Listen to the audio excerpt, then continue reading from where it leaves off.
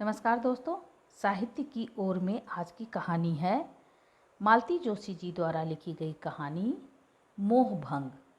अरे चलो भाई, कहाँ हो तुम सब? मैंने दोबारा आवाज़ दी। प्रतिक्षण मेरा धैर्य चुकता जा रहा था। कहाँ तो घर पर 5:30 बजे उठ जाती थी और यहाँ 7 बज गए हैं। अब तक चाय हलक से नहीं उतरी। गिरीश, इस बार शायद स्वर बहुत खींचा हुआ था, क्योंकि गिरीश भागा भागा भीतर आया और वॉश बेसिन की ओर जाते हुए बोला, तुम शुरू हो जाओ दीदी, मैं अभी 1 मिनट में हाजिर हुआ। सुबह सुबह क्या काम लेकर बैठ गए थे? मैंने चाय डालते पूछा। मछलियों को खाना दे रहा था। पॉन्ड की वीकली सफाई भी ड्यू थी ना। खैर वह फिर बाद में कर लूँगा। सुनीता जाग पाई है ना? मैंने उसकी भी बना ली थी। मैंने गिरीश के आगे कप सड़काते हुए कहा। सुनीता अपनी बिटिया को मॉर्निंग वॉक कराने ले गई है। बिटिया मतलब शेरी, उसे रोज़ सुबह घुमाने ले जाना होता है। मैंने तो कह दिया, इतनी सुबह अपने से नहीं उठा जाएगा। इसके बदले मैं मछलियों की देखभाल कर लूँगा। मैं चुपचाप चाय पीती रही, पर शायद मेरे भीतर की उथल पुथल चेहरे पर प्रतिबिंबित हो गई थी। गिरीश ने हंसकर पूछा, क्या बात है? कहाँ, कुछ भी तो नहीं? कुछ तो है, तुम मुझसे छिपा नहीं सकती। मैं छिपाना चाहती भी नहीं, मैंने कहा। सुनीता से शायद न कहती, पर तुमसे तो कोई संकोच नहीं है गिरीश। ये क्या पागलपन है? पागलपन? और क्या? अपने प्यारे से दुधमुहे बच्चे वहाँ उतनी दूर हॉस्टल में रख छोड़े हैं और यहाँ कुत्ते बिल्लियों पर प्यार लुटाया जा रहा है। कल से देख रही हूँ, सुनीता उस कुतिया के लाड़ प्यार में खो सी गई है, जबकि उसके असली हकदार वहाँ अनुशासन की जंजीरों में कैद हैं। उनकी किलकारियों के बिना घर कैसे भाएं भाएं करता है, देखो तो।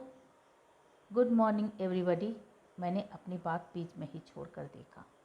सुनीता प्रसन्न मुद्रा में दरवाजे पर खड़ी थी। उसका कोरा गुलाबी चेहरा सुबह की ताज़ी हवा में गुलाब सा खिल गया था। बच्चों की तरह किलकते हुए उसने कहा, गिरीश, आज जानते हो इसने क्या किया? पर इससे पहले कि वह आगे कुछ कहती, गिरीश ने दोनों हाथ फैलाकर उसे चुप रहने का संकेत दिया। क्या बात है? बात कुछ नहीं है, बस यही कि दीदी यहाँ 4 दिन आराम करने के लिए आई हैं। उन्हें अपनी मानस कन्या के गुणगान से बोर मत करो। आप बोर होती हैं दीदी? चाय लोगी ना सुनीता?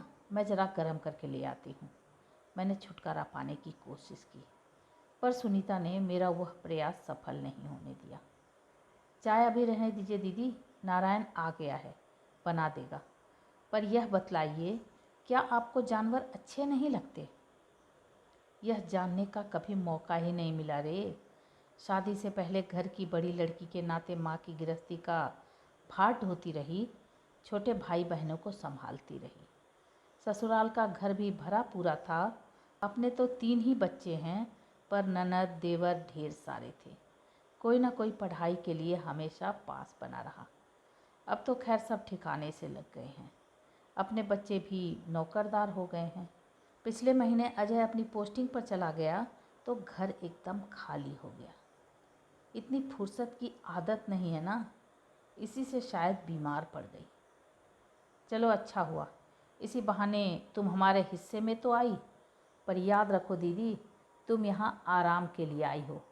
सुबह सवेरे से इस तरह रसोई में जुट जाओगी तो जीजा जी हमें क्या कहेंगे? सुबह सवेरे? अरे 7 बजे चाय बनाई है। जानते हो, घर पर तो इतनी देर में मैं नहा धोकर पूजा में बैठ चुकी होती हूँ। पर आप यहाँ रिलैक्स होने आई हैं ना दीदी? देन रिलैक्स, सुनीता ने कहा। हमें भी कुछ सेवा का मौका दीजिए। इन दोनों का ऐसा स्नेह ही तो खींच लाया है मुझे, नहीं तो अपना घर छूटता ही कहाँ है। कभी बच्चों की पढ़ाई, कभी परीक्षा, कभी बीमारी, हमेशा कोई न कोई बंधन लगा ही रहा। पिछले साल विनय की शादी हुई, सबने कहा चलो अब आप फुर्सत हुई। पर कहाँ, पूरा साल 30 त्योहारों में बीत गया, जिसके लिए बहू मेहमानों की तरह आती जाती रही। हाँ, उसके बाद एकदम सन्नाटा सा छा गया। और अजय के जाने के बाद तो बस सूना घर जैसे काटने को दौड़ने लगा। अकेले सोच में घुल घुल कर ही बीमार पड़ गई मैं। तब इन्होंने ही कहा, गिरीश इतना बुला रहा है, चली क्यों नहीं जाती? जाओ हफ्ते 2 हफ्ते अपने अफसर भाई की खातिरदारी एंजॉय कराओ। मैं कुछ दिन राम खिलावन की रसोई झेल लूँगा। बस मेरा हाजमा लाइलाज होने से पहले लौट आना। बड़ी उमंग लेकर आई थी। औरत बूढ़ी भी हो जाए, उसका पीहर के प्रति उत्साह कम नहीं होता। मुझे तो खुशी थी कि अम्मा बाबूजी के बाद भी भाइयों ने नाता नहीं तोड़ा। बहनों को जब तक बुलाते रहते हैं। उमेश तो अमेरिका आने का भी न्योता दे चुका है, पर मैं यहाँ मुकेश के पास कम तक तो जा नहीं पाती। 6 भाई बहन थे हम लोग, 6 दिशाओं में बट गए हैं। गिरीश का ही ठिकाना ऐसा है कि अकेली आ जा सकती हूँ। बड़ी उमंग से आई थी, पर आते ही मन बुझ सा गया। रीनू चीनू ऊटी में है यह मालूम था, पर उन दोनों के बिना घर इतना सूना लगेगा इसकी कल्पना नहीं थी। लगा लाई हुई ढेर सी मिठाई अकारत गई। दीदी दोपहर आपको 1-2 घंटे अकेले रहना पड़ेगा। बोर तो नहीं होंगी? क्लब जा रही हो? नहीं, क्लब तो एक आध दिन छोड़ा भी जा सकता है, और क्लब में तो मैं आपको भी ले जा सकती हूँ। फिर दरअसल हम लोगों ने एक संस्कार केंद्र खोल रखा है। बुधवार शुक्रवार मैं क्लास लेती हूँ। सुनीता ने बताया तो मैंने कहा, मुझे तुम्हारे क्लब में कोई इंटरेस्ट नहीं है, पर यहाँ तो मैं भी साथ चल सकती हूँ। सुनीता ने जैसे राहत की सांस ली। करीब 2-2:30 बजे हम लोग घर से निकले। काफ़ी दूर जाकर सड़क के किनारे उसने गाड़ी रोकी। कोई नई कॉलोनी बन रही थी। मजदूरों की झुग्गियों से सारी जगह पटी थी। यहाँ अकेली मत आया करो तुम। शेरी है ना साथ में? उसने शेरी को थपथपाते हुए कहा और उसे चौकीदारी के लिए छोड़कर गाड़ी से उतर पड़ी। सुनीता के उतरते ही बच्चों ने उसे घेर लिया। उसकी गाड़ी को उन्होंने दूर से ही पहचान लिया था। उन 2 घंटों में मैंने सुनीता का एक नया ही रूप देखा।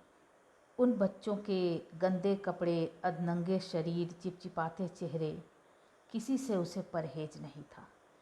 किसी की नाक पोंछती हुई, किसी को पट्टी बांधती हुई, किसी की आंखों में दबा डालती हुई वह ममता की मूरत बन गई थी। बच्चों को टॉफियां बांटते हुए उसका चेहरा एक अपूर्व उल्लास से दमक रहा था। उस सुनीता को देखकर कौन कह सकता था कि वह इतने बड़े अफसर की बीवी है। अंग्रेजी में एमए है और अपने समय में कॉलेज की ब्यूटी क्वीन रह चुकी है। और उस समय तो मैं विस्मय से ठगी रह गई जब उसने बच्चों को सरल भाषा में एकलव्य की कहानी सुनाई। लौटते समय मैं चुप चुप ही थी। बोर हो गई ना दीदी? नहीं तो मैं तो यह सोच रही थी कि यह एकलव्य की कथा तुमने कहाँ से याद कर ली? क्यों? मेरे पास तो रामायण महाभारत की कथाओं का पूरा सेट है। हर बार एक कहानी याद करके जाती हूँ। जिन्हें पढ़ना आता है उन्हें चित्रकथाओं की पुस्तक भी देती हूँ। एक बात कहूँ सुनीता, बुरा तो नहीं मानोगी? कहिए। तुम्हारे मन में जो यह ममता का सागर है उसे औरों पर क्यों लुटा रही हो? अपने बच्चों को भी तो उसका सुख भोगने दो। उन्हें तो तुमने इतनी दूर भेज दिया है। क्यों? दूर भेज देने से ममता कम हो जाती है दीदी? और रीनू चीनू यहाँ नहीं है, इसलिए तो मैं इन बच्चों के लिए समय निकाल पाती हूँ। दीदी हम लोग तो संपन्न हैं, अपने बच्चों को कहीं भी पढ़ा सकते हैं, पर इन अभागों के पास तो न साधन है न सुविधा। इन लोगों के लिए कुछ कर पाने से मन को कितनी तृप्ति मिलती है मैं बता नहीं सकती। बता भी दूं तो शायद आप समझ नहीं पाएंगी। हाँ, सो तो है। मैंने हथियार डाल दिए और वह अप्रिय प्रसंग वहीं समाप्त कर दिया। मम्मी जी, मैंने अपनी बुनाई से नज़र उठाकर देखा। पर्दे की फाँक से एक नन्हा सा चेहरा झांक रहा था। तेल सने बालों की कसी 2 चोटियाँ, ऊपर 2 तितली नुमा बड़ी बड़ी क्लिपें, आँखों में ढेर सारा काजल, नाक में काला सा धागा, कानों में तांबे की बालियाँ। जिस हाथ की उंगली मुंह में दिए थी उसमें प्लास्टिक की हरी 4 चूड़ियाँ। सुनीता तब तक आ पहुँची थी। सुनीता देखो तो जरा। ये रहे आपके बिस्कुट, पर पहले मुंह से उंगली हटाओ। बिस्कुट पाते ही लड़की फुदकती आंगन में चली गई। जाते हुए मैंने उसे संपूर्ण रूप में देखा। उसकी बाकी साज सज्जा से जरा भी मेल न खाती उसकी दूधिया घेरदार फ्रॉक आंखों में चुभ सी गई। यह कौन है सुनीता? महरी की लड़की है, जब तब आ जाती है। बिस्कुट की बहुत शौकीन है, आते ही अपना टैक्स मांगती है। आजकल तो कपड़ों से कोई किसी को पहचान ही नहीं सकता। जरा उसकी फ्रॉक तो देखो। वह तो चीनू की फ्रॉक है दीदी, सुनीता ने कहा और एकदम सकपका गई। गिरीश अखबार पढ़ रहा था। कानों में भनक पड़ते ही एकदम उछलकर खड़ा हो गया। कौन सी फ्रॉक? वही सफ़ेद फ्रिल वाली, सुनीता ने सहमे हुए स्वर में कहा। चीनू को छोटी पड़ रही थी और कई जगह से सिलाई भी खुल गई थी। तुमसे 1000 बार कहा है, वह दहाड़ा। तुम्हें परोपकार का ऐसा ही शौक है तो इन लोगों को नए सिलवा कर दो, पर मेरे बच्चों के कपड़ों को मत छुआ करो। हर कोई ऐरा गैरा उन्हें पहनकर घूमे, मैं टॉलरेट नहीं कर सकता। मैं स्तब्ध रह गई। गिरीश, जो हम भाई बहनों में सबसे ज़्यादा हंसोड़, जिंदा दिल, शालीन और सुसंस्कृत है, वह क्या इतनी ओछी बात कह सकता है? क्या मेहमानों के सामने पत्नी को इस तरह अपमानित कर सकता है? शर्म के मारे मुझसे सिर नहीं उठाया गया। मुझे पता नहीं वह कब कमरे से बाहर चला गया।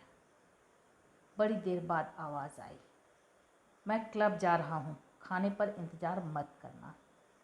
तब मैंने ऊपर देखा। वह अजनबियों की तरह दरवाजे में खड़ा था और यह बात जैसे उसने दीवारों से कही थी। उसके जाने के बाद भी बड़ी देर तक हम एक दूसरे के सामने बेमतलब मौन बैठी रहीं। सुनीता का आभिजात्य उसे मेरे सामने रोने नहीं दे रहा था, पर उसके निःशब्द आक्रोश की आंच मुझ तक पहुंच रही थी। आखिर मुझसे नहीं रहा गया। मैंने ही सूखी हंसी के साथ मौन तोड़ते हुए कहा, कई बातें हमारे संस्कारों में ऐसी घुल मिल जाती हैं कि हमें पता ही नहीं चलता। गिरीश ने तो मुझे आज अम्मा की याद दिला दी। सुनीता ने आंखों में प्रश्न भरकर मुझे देखा। अम्मा कभी भी बच्चों के कपड़े नौकरों को नहीं देती थी। कहती, ये छोटी जात वाले बहुत गुण जानते हैं। बच्चों के कपड़े पर ऐसा टोना टोटका करते हैं कि बेचारा सूख कर कांटा हो जाता है। कई बार तो बचता भी नहीं है। आप भी इन बातों को मानती हैं? बिल्कुल नहीं। मेरे यहाँ तो तुम्हें पुराना कपड़ा ढूंढे से नहीं मिलेगा, उसे उठाकर दे डालती हूँ। मैं पुराने कपड़ों से बर्तन नहीं खरीदती हूँ। एक तो उन्हें बोरी भर कपड़े दो, आधा घंटे बकझक कर अपना खून जलाओ, तब जाकर वे एक आध कटोरी, एक आध प्लेट दिखाएंगी। इससे तो किसी ज़रूरतमंद को दो, बेचारा 6 महीना पहनेगा और दुआ देगा। अजय को किसी नाटक में भिखारी का रोल करना था। तुम विश्वास नहीं करोगी, पर घर में एक भी फटी या पुरानी कमीज नहीं निकली। पड़ोस से उधार लेनी पड़ी। सुनीता के चेहरे पर भी थोड़ी सी हंसी झलकी तो मुझे लगा मेरा श्रम सार्थक हो गया। आप इस उम्र में भी इतने सुलझे हुए विचार रखती हैं, और मैंने कहा ना, सब संस्कारों का परिणाम है। वे कब कहाँ अपना असर दिखाएंगे कोई नहीं जानता। चलो अच्छा है, बुनबुनाकर ही सही आज क्लब तो गया है, नहीं तो जब से मैं आई हूँ घर में ही कैद हो गया है। सुनीता, मैं तो तुमसे भी कहती हूँ, मेरी वजह से अपना कोई कार्यक्रम मत बदलना, नहीं तो मुझे बहुत संकोच होगा। मैं कोई मेहमान थोड़े ही हूँ। सुनीता ने जैसे मेरी बात सुनी ही नहीं, घड़ी की ओर देखते हुए बोली, दीदी 9 बज रहे हैं, खाना लगवा दें? क्यों, गिरीश क्या क्लब में खा कर आएगा? नहीं, वहाँ खाने की सुविधा नहीं है, सिर्फ, पर उन्हें देर लग सकती है। तो लगने दो ना, अभी कोई ऐसी भूख भी नहीं लगी है, शाम का नाश्ता ही अभी हजम नहीं हुआ है। फिर भी आप खा ही लेती तो ठीक था। क्लब से लौटने के बाद वे कंपनी के मूड में नहीं रहते। मैं समझ गई, आखिर 3 जवान बेटों की माँ हूँ मैं। एक तो तिस पर आर्मी में है, सुनीता शालीनता से जो बात नहीं कह पा रही थी वह अनकहे ही मेरे गले उतर गई थी। चलो खा ही लेते हैं, मैंने कहा। वैसे मुझसे पर्दा करने की ज़रूरत नहीं है। मैं तो जानती हूँ कि आजकल यह आम रिवाज हो गया है। हाँ, अम्मा या बाबूजी होते तो ज़रूर चौंक पड़ते। मैं तो इतना तरसती हूँ दीदी, अम्मा या बाबूजी दोनों में से एक को तो आज हमारे पास होना चाहिए था। हाँ, यह तो है। औरों की तो सारी खुशी उन्होंने देख ली थी, केवल गिरीश का वैभव नहीं देख पाए। मैं वैभव की बात नहीं कर रही दीदी, मैं तो इसलिए कह रही हूँ कि बड़ों की कमी का एहसास मुझे बार बार हो रहा है। सबसे छोटा होना बड़े घाटे का सौदा है दीदी। लाड़ प्यार तो खूब मिलता है, पर चढ़ती उम्र में कोई आंख दिखाने वाला नहीं रहता। सब मर खप जाते हैं, किसी का अंकुश नहीं रहता। अंकुश? हाँ, या डर कह लीजिए। देखिए ना, आप आई हैं तो 8 दिन तक अच्छे बच्चों की तरह घर में ही बैठे रहें, नहीं तो कई बार दफ्तर से ही क्लब निकल जाते हैं और रात के 12 बजा कर लौटते हैं। तुम कुछ कहती नहीं? कहती हूँ तो काटने दौड़ते हैं। तब उन्हें यह भी ध्यान नहीं रहता कि घर में नौकर हैं, मेहमान हैं। मैंने तो इसलिए आजकल कुछ कहना ही छोड़ दिया है। मैं हैरान रह गई। 10 साल में ही हथियार डाल दिए, और यहाँ तो 30 साल से मोर्चा संभाले हुए हैं। उसने जैसे मेरे मन को पढ़ लिया। बोली, दीदी आप लोगों में लड़ाई नहीं होती? क्यों नहीं होती? और सच पूछो तो कहाँ नहीं होती। जो लोग ऐसा दावा करते हैं वे झूठ बोलते हैं। अरे जब दो भिन्न आचार विचार वाले व्यक्ति आमने सामने होंगे तो टकराएंगे नहीं क्या? किस बात पर लड़ते हैं? कोई एक बात हो तो बताओ। उस लड़ाई का असर कितने दिन तक रहता है? मैं हंसी। सुनीता घर के लड़ाई झगड़ों को अक्सर बर्तन खड़कने की उपमा देते हैं। यह बड़ी सार्थक उपमा है। टकराते हैं तो एक धमाकेदार गूंज पैदा होती है और बस थोड़ी देर बाद फिर सब शांत। मन में कुछ नहीं घुमड़ता। मन में कुछ होगा तभी तो घुमड़ेगा ना। यहाँ तो कुछ बचता ही नहीं। मौके पर ही सब हिसाब साफ हो जाता है। बेकार की झंझट हम पालते ही नहीं। खाना लगा रही हूँ दीदी, उसने कहा और मेरा प्रवचन अधूरा छोड़कर भीतर चल दी। यूं ही बैठे बैठे पत्रिकाएं देख रही थी कि गिरीश दफ्तर से आ गया। आज बड़ी जल्दी लौट आए? हाँ, थोड़ा जल्दी उठ गया। अकेली हो? सुनीता कहाँ है? अपने संस्कार केंद्र पर गई है। आज तुम नहीं गई? इतनी जल्दी आउट हो गई? मेरी उसकी उम्र में फ़र्क भी तो है। उतनी एनर्जी मैं कहाँ से लाऊंगी? पिक्चर के इरादे से जल्दी आ गया था। आज फ्राइडे की याद ही नहीं। चलो अच्छा ही हुआ, तुम्हारे साथ 2 बातें अकेले में करने का मन हो रहा था। दीदी, कल के नाटक के लिए मैं बहुत बहुत शर्मिंदा हूँ। चलता है रे, छोटी छोटी झड़पें तो घर में होती ही रहती हैं, लेकिन उसे अवॉइड तो किया जा सकता है। सुनीता जानती है कि जब भी मैं किसी को रीनू चीनू के कपड़े पहने देखता हूँ तो सुलग उठता हूँ। फिर भी वह मुझे बार बार टॉर्चर करने से बाज नहीं आती। क्या वह इतनी सी बात नहीं समझती कि हर एक कपड़े के साथ कुछ यादें गुथी हुई हैं? किसी और के शरीर पर देखता हूँ तो मन पर सांप लौट जाता है। और शायद इसलिए सुनीता वे कपड़े बांटती फिरती हैं, क्योंकि उनमें यादें गुथी हुई हैं। उन यादों को वह दूसरों के सहारे मूर्त करना चाहती है। अलमारी में निर्जीव से पड़े वे प्यारे प्यारे कपड़े उसे उदास कर जाते होंगे। वह चाहती है कि कोई इन्हें पहने और उसे असीसे, उसके बच्चों के लिए दुआ करे। वह तो माँ है गिरीश। जानते हो आज मैं उसके साथ क्यों नहीं गई? वहाँ उसका इस तरह बेसुध होकर अपनी ममता लुटाना मुझसे देखा नहीं जाता। उन बच्चों के माध्यम से अपने बच्चों तक पहुँचने का उसका दयनीय प्रयास मुझे रुला जाता है। और तब तुम लोगों के पागलपन पर इतना ताव आता है कि बस। पागलपन मेरा नहीं है दीदी, सुनीता का है। उसी की जिद है यह। कहती है आजकल ये कोई नहीं देखता कि आपके बच्चे क्या पढ़ते हैं, वे कहाँ पढ़ते हैं, यह ज़्यादा महत्वपूर्ण है। लेकिन यहाँ भी तो एक से एक बढ़िया स्कूल हैं, राजधानी है। लेकिन यहाँ वाले स्कूल तो लोकल कहलाएंगे ना। आज का स्टेटस सिंबल है पब्लिक स्कूल। खासकर लड़कियों के लिए तो यह बहुत ज़रूरी है। लड़की सुंदर हो, पढ़ी लिखी हो, दहेज वाली हो, फिर भी बात नहीं बनती। सुनीता कहती है कि अब लोग रेसिडेंशियल स्कूल वाली मांगते हैं, सिर्फ इंग्लिश मीडियम से किसी को इम्प्रेस नहीं कर सकते। सुनीता जो कहती है, क्या वही अंतिम सत्य है? तुम्हारा अपना कोई मत नहीं है? मुझे मताधिकार मिलता ही कब है? मैं तो कस्बे के शासकीय उच्चतर माध्यमिक विद्यालय का पढ़ा हुआ हूँ ना। स्कूल का नाम चबा चबा कर बोलते हुए उसने कहा।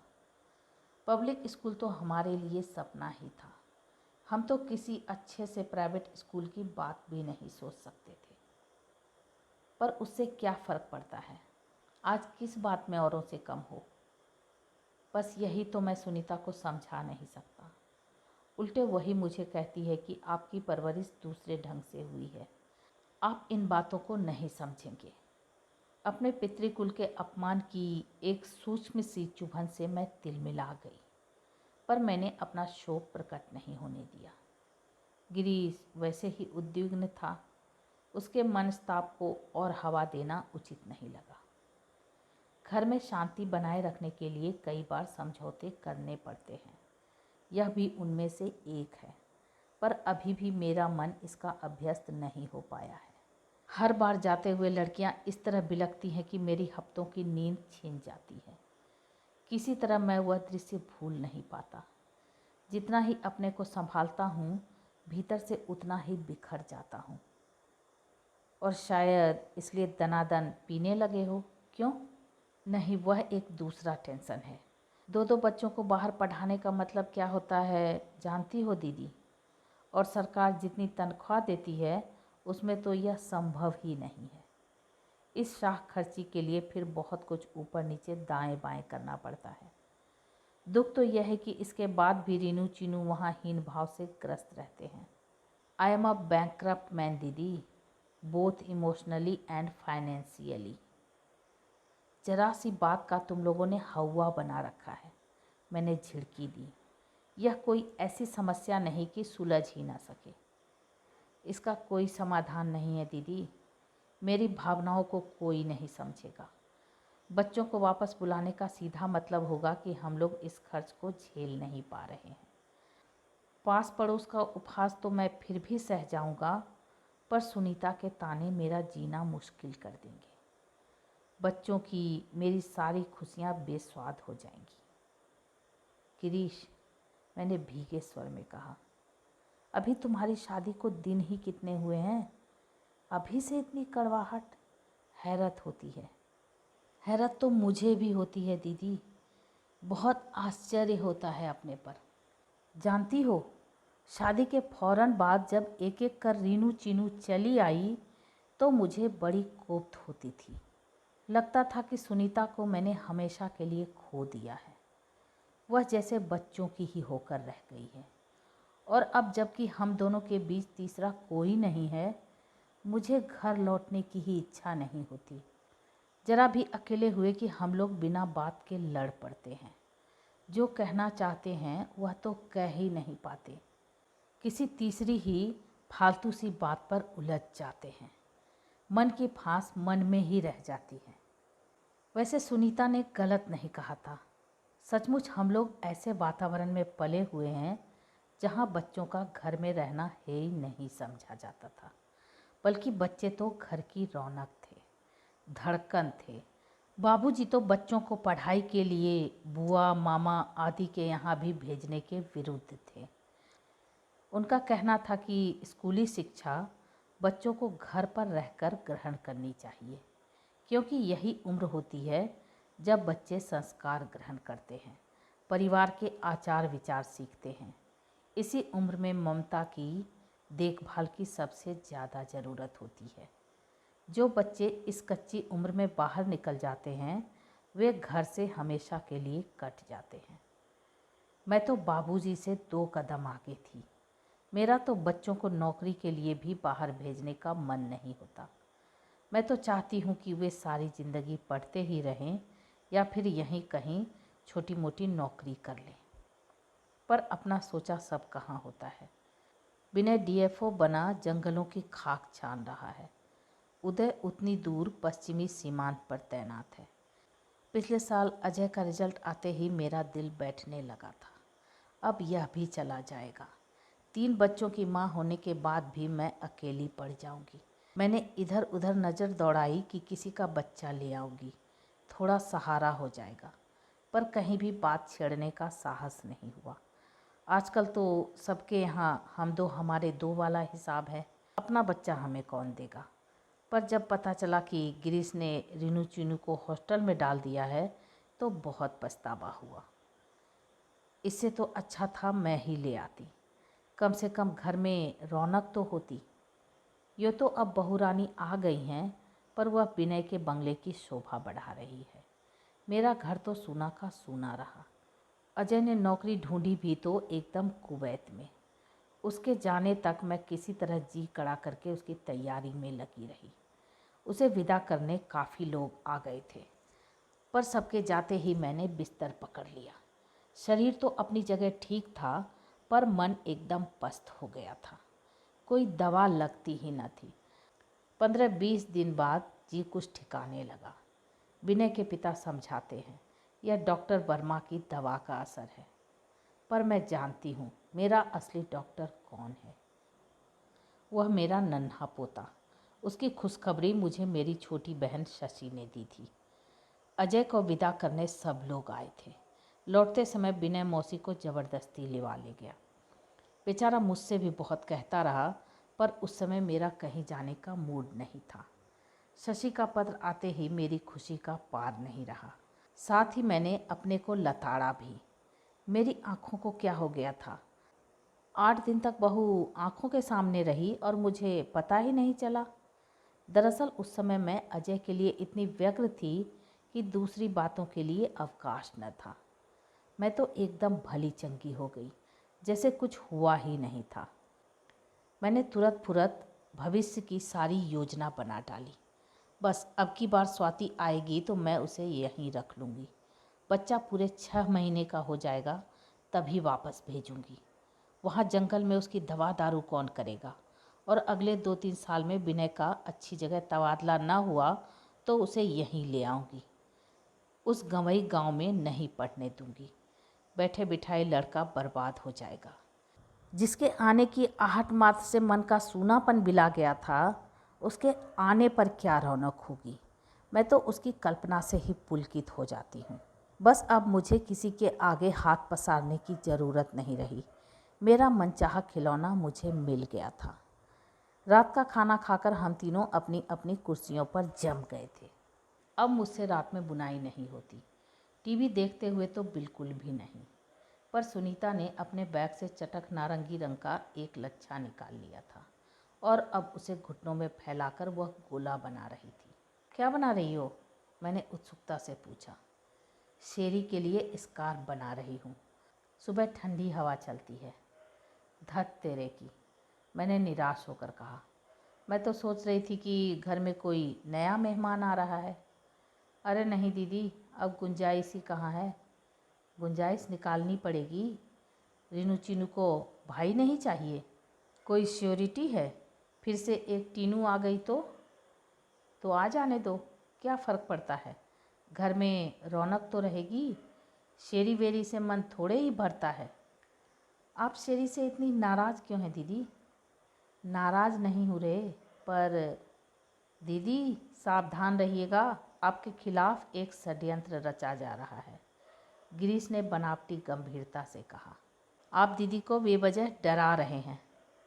दीदी जाते समय सुनीता तुम्हें एक सरप्राइज़ देने वाली है। कोई कुत्ता बिल्ली तो नहीं ना? मैंने सशंक होकर पूछा।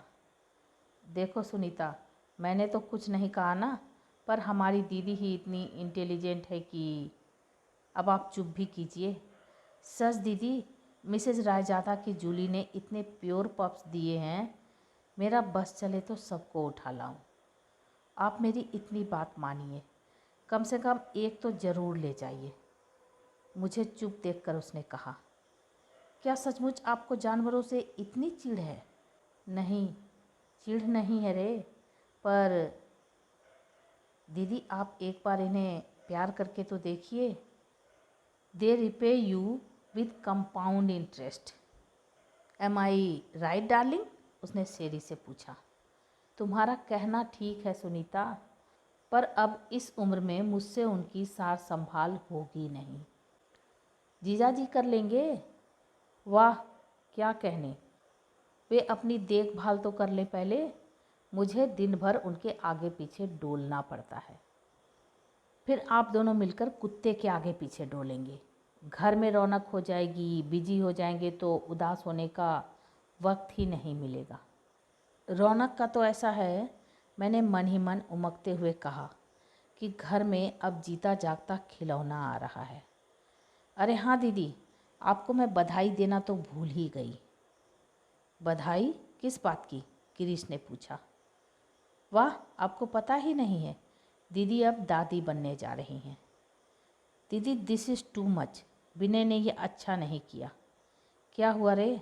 अरे बड़ी मुश्किलों से हम अपने को ससुर जी के गरिमामय पद के अनुरूप ढाल रहे थे, इसने दन्न से हमें दादाजी भी बना डाला। इतना फास्ट प्रमोशन तो किसी डिपार्टमेंट में नहीं होता। उसके इस अभिनय पर मैं और सुनीता दोनों ही हंस पड़ी। उल्लासित होकर मैंने सुनीता से पूछा, तुम्हें कैसे पता चला? शशि ने लिखा था। शशि दीदी लिखेंगी? राम भजिए। फिर मेरे पास स्वाति का पत्र आया था। स्वाति का? आश्चर्य से मेरी आंखें फैल गईं। क्यों, आपकी बहू क्या हमें पत्र नहीं लिख सकती? क्यों नहीं लिख सकती, मैंने कहा और चुप हो गई। अब यह कैसे कहती कि स्वाति का इस तरह ढिंढोरा पीटना मुझे अच्छा नहीं लगा। यह बात क्या बहू बेटियों की अपने मुंह से कहने की है? फिर हम लोग किस लिए हैं? ये नई लड़कियां कितनी स्मार्ट होती हैं दीदी।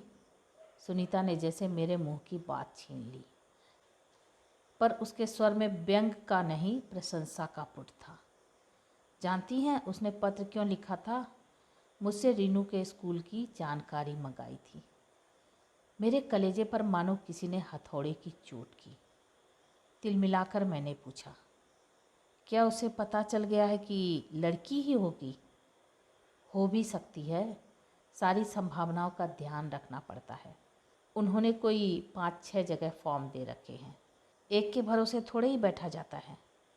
अब देखिए ना, रीनू के स्कूल में सन 90 तक की बुकिंग हो चुकी है। इसलिए मैं कहती हूँ ना कि स्वाति बड़ी समझदार है। बच्चे की आहट पाते ही उसने भविष्य की योजनाएं शुरू कर दी। हमारी तरह नहीं कि प्यास लगने पर कुआं खोदने चले हैं। वो तो लक अच्छा था इसलिए एडमिशन मिल गया, वरना मुश्किल ही था। सुनीता और भी बहुत कुछ कहती रही, पर मेरे कान ही सुन्न पड़ गए थे। आंखों के सामने स्वाति की योजनाएं नाच रही थी। उसने बच्चे का भविष्य तो निर्धारित कर लिया, पर हमें तो एकदम भूतकाल में ढकेल दिया। सारी उमंगों पर, उल्लास पर पानी फिर गया। गिरीश, मैंने थके स्वर में कहा, बहुत रह लिए भैया, अब हमारी वापसी का इंतजाम करो। बोर हो गई दीदी? दोनों ने एक साथ पूछा। नहीं रे, पीहर में आकर कोई बोर होता होगा, पर घर पर तो महाराज बैठे हैं ना। उन्हें राम खिलावन के भरोसे छोड़ आई थी। कच्ची पक्की खिलाकर पता नहीं उनकी क्या दशा कर दी हो। जब तक हूँ तब तक सेवा कर लेने दो, मैंने उठते हुए कहा। फिर तो वे हैं और उनके बच्चे, जैसा चाहे रखे। बात को इतना करुण पुट देने की ज़रूरत नहीं थी, पर यह तो मैं अपना आक्रोश उड़ल रही थी। किस पर? जानती हूँ कि नदी कभी पीछे मुड़कर नहीं देखती, उसका प्रवाह आगे को ही भागता है। फिर यह जिद क्यों, किस लिए? तो ये आप सुन रहे थे मालती जोशी जी द्वारा लिखी गई कहानी मोह भंग, रेणु की आवाज़ में। ऐसी अद्भुत कहानियों को सुनने के लिए मेरे चैनल को सब्सक्राइब करें, लाइक करें और शेयर करें। और हाँ, कमेंट करके ज़रूर बताएं कि आपको ये कहानी कैसी लगी। Thank you.